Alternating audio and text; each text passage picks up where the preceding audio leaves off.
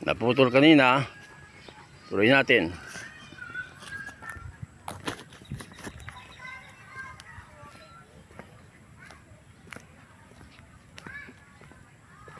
Yan po. Aratilis. Puno yan, aratilis. Maliliit ang bunga niya, pabilog. Pero matamis.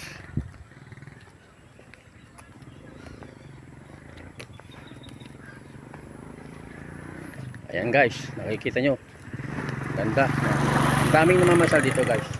Pagka umaga na linggo, maraming nagji-jogging dito. Yung hindi pa sumisikat yung araw. Ang gandang oras kasi mainit mga pasado alas 9 na ng umaga. Ayan. Pero pag umaga na linggo o kahit hindi linggo, ang sarap magpunta dito. Yung mga karamihan dito senior citizen naglalakad. Pero hindi mga kabataan. May dala-dala pang music box o may music o sound. Ayan po mga guys. Ganda. Ay, may dumadating na nakamotor.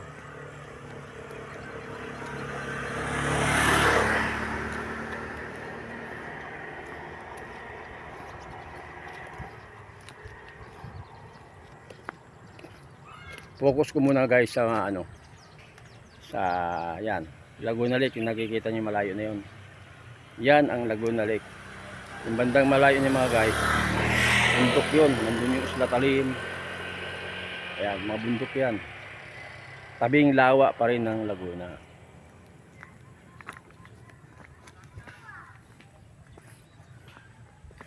Yan. Sana kayang asawa ko. Kasama ko yung asawa ko kanina dito Ayun. Anong kumpuno kaya ito? Ito may aso, may bike.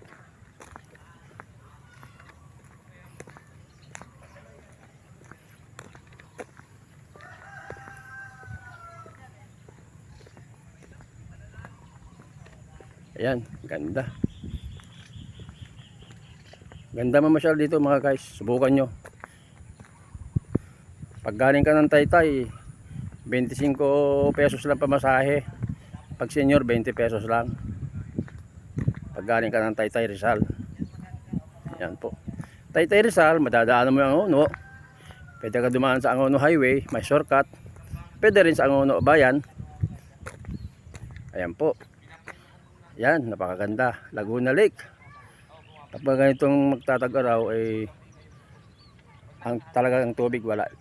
Andun na sa gitna. Pero ngayon pag tag-ulan ang tubig nandyan. Ito sana naka-cross up na yan.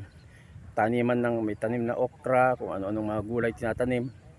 Bukid yan Bukid yan. Pagka inaabot ng tubig na galing sa lawa, pag tag-ulan ay hindi na matatamnan. Nagiging palaisdaan. At marami namimingwit dyan. Kahit sino pwede mamingwit dyan. Kasi public. Wala naman sa loob ng baklad Yun, malayo na yun. Bukid yun Naninilaw na. Marapit na mahinog yung tanim na yun.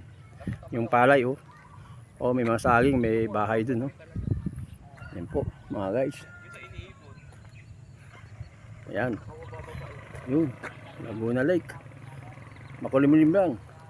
Pero kung hindi makulimlim, matatanaw natin dito yung Palace in the Sky sa may malapit sa Tagaytay o sa Taal.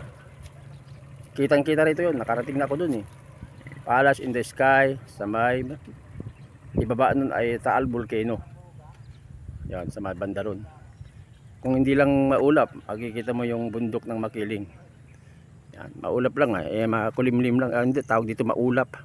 Kaya hindi mo makita yung Palace in the Sky. Mataas din yun Pero mas mataas yung Mount Makiling. Ayan guys.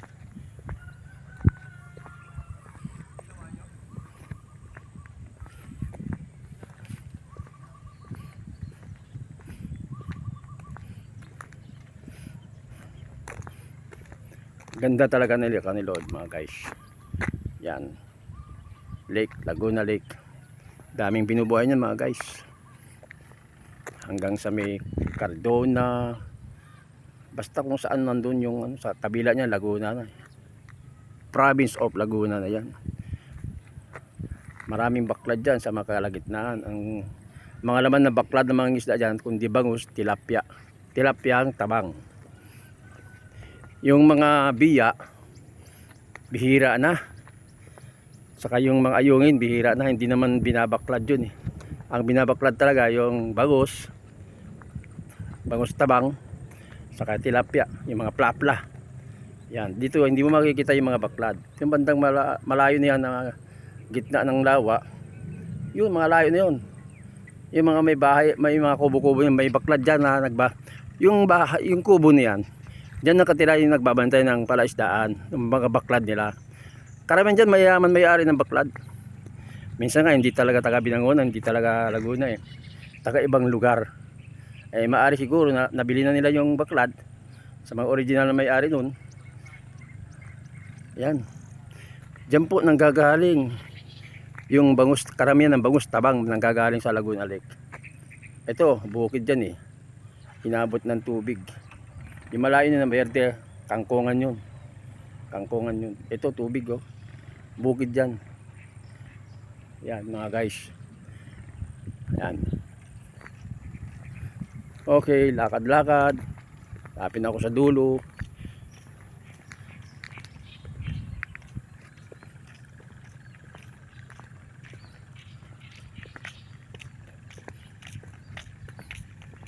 Kuya, anong nangingisda ka? Kailangan na huli. Yan mga guys. Alam nyo, ang balita ako dito sa kalsadang ito, papupuntahin ng Laguna Lake. Pag kumaliwa ka, papunta ng Binangonan Pretil, kung tawagin nila Pretil. Yung Pretil kasi daungan ng mga bangka yun. Bangka sa mismo bahay ng Binangonan. Ang biyahe ng mga bangka doon pampasahero, Talim, kung ibabang bayan, doon na disgrasya malapit sa ano eh. Binabalita sa TV na nadisgrasya yung bangkang pampasahero, ang daming namatay. Doon yan. Pagkaalis sa Pretil, eh sumama yung panahon, bigla nagpanik siguro yung mga tao, pupunta sa isang lugar, ayun, lumubog yung bangka. Ayan po. Ito, balita ko, dudugtong ito papuntang Pretil, dadaan ng gitna ng lawa, hindi naman gitna masyado. Ang purpose, para medyo maibsan yung traffic, yung mga biyaheng Binangonan Crossing, Binangonan Tropical, Binangonan Kainta, pwede na dumaan dito yung mga diretsuhan. O pagdating ng Tagpos, pagkalagpas ng Tagpos, kakanan sa may pagkalagpas ng tulay, dito yun sa tulay ng Bilibiran. Yan, dadaan na dito. Paggawa ng kalsada, pag maliwa ka papuntang Binangonan, pag kumanang ka papuntang Angono, papuntang Taytay. Yan, magandang project yan, project ng DPWH. Pero ang talagang main project nila yung floodway control. Kung sakaling umapaw o malakas ang baha, hindi aapaw yung tubig, kaya nilagyan ng pader. Yan po. Ayan, nandiyan yung asawa ko. Ayan, tunog ng motor yun. Motor, bangka. Motor ng bangkang pangisda. Yan po ang asawa ko. Tingin ka dito. Yan po ang asawa ko, kasama ko. Yan. Ganda ng kubo, oh. Sarap siguro matulog dyan. Yung saging, oh.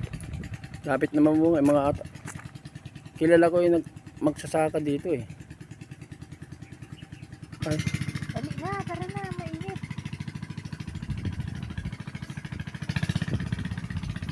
Ano, wala pang ano? Wala pa dito. Hindi pa dinugtungan yung kalsada doon. Ayan. Yung kabila na yung mga guys, yun, malalayo na yung lawa pa rin yan. Kaya lang, daming damong matatangkad, pamataas, may saging. Laguna Lake pa rin yan. Malawak itong Laguna Lake mga guys. Daming baklad dyan. Yan. Yan, saging oh. Malapit na mamunga yan. Saging saba. Alam ko saba yan. Kasi magsasaka ko. Alam ko manananim ako ng saging sa probinsya namin sa Cagayan. Kaya yung hanap buhay ko nung araw, saging. Ayan po, saging. Ayan po yung palay. Yan, inabot ng baha. Kaya ganyan tsura niyan. Pero namumulaklak na eh. Namumunga, may bunga na eh. Yan po. Ito lang po ako sa dulo ng kalsada. Putol pa ito. Ito yung dudugtungan. Ay, may pusa. Ming! Ming! Ming! Ayan mga guys. Siguro ito na tricycle na ito, nakamotor ito ng mga isda ito. Ayun, may kalabaw.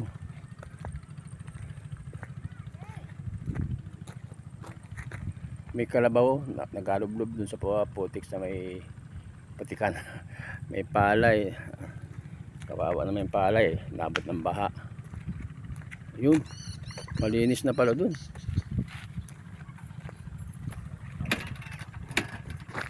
Yun po, Laguna Lake pa rin mga guys.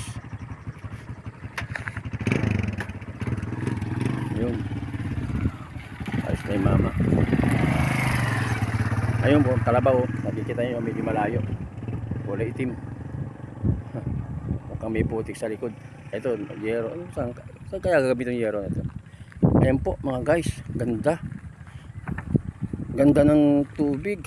Sarap mamingwit dyan, no? Ayun po, may namimingwit doon na mama, oh. Ayun, may namamaril doon sa taas ng puno. Ayan po. Matatapos siya sa Laguna Lake. Ayun na yung Laguna Lake, sa malayo.